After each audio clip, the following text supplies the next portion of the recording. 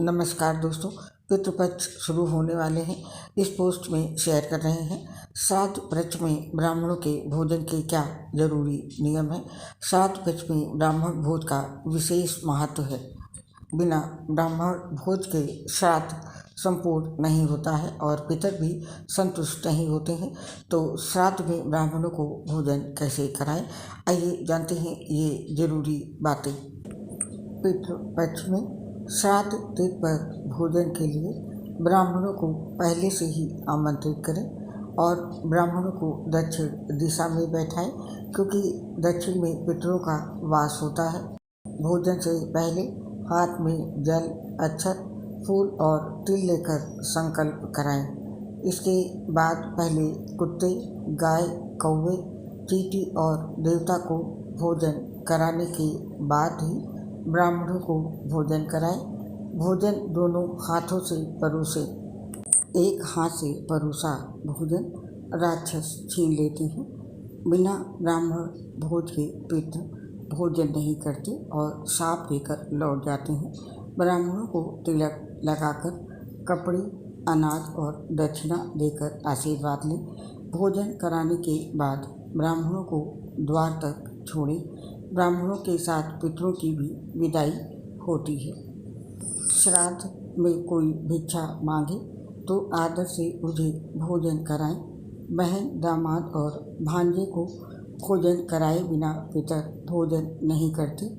कुत्ते और कौवे का भोजन कुत्ते और कौवे को ही खिलाएं। देवता और चींटी का भोजन गाय को खिला सकते हैं। बातों के साथ में ब्राह्मण भोज में इन 6 बातों का विशेष रूप से ध्यान रखें। पहला कि जो ब्राह्मण हो वो क्षेत्रीय ही होना चाहिए। श्राद्ध भोजन के लिए जिस भी ब्राह्मण को बुलाएं वो क्षेत्रीय होने चाहिए, अर्थात आपके आसपास के ही होने चाहिए।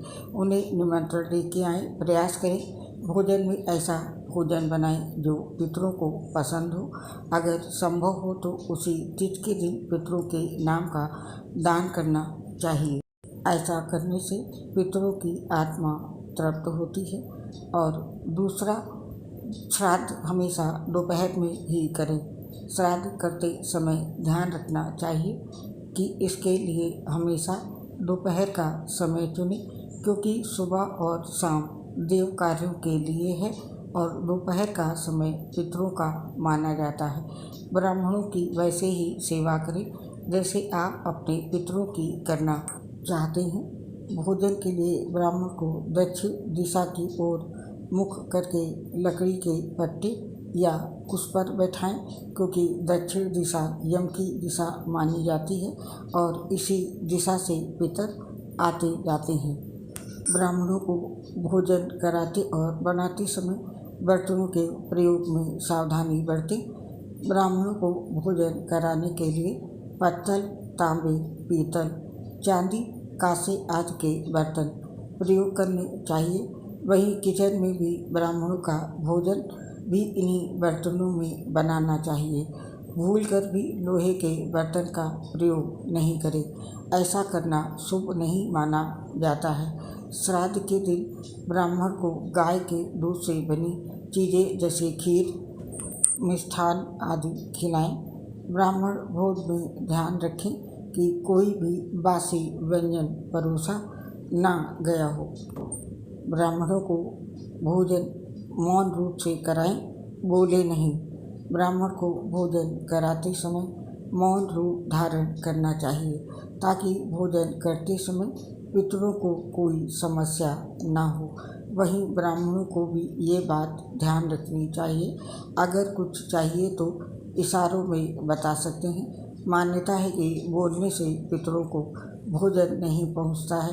कभी भी ब्राह्मणों से ये ना पूछे कि भोजन कैसा है। ऐसा करने से भोजन करने में टोका टाकी रहती है। इसके साथ ही ये बात ब्राह्मणों से अवश्य पूछ लें।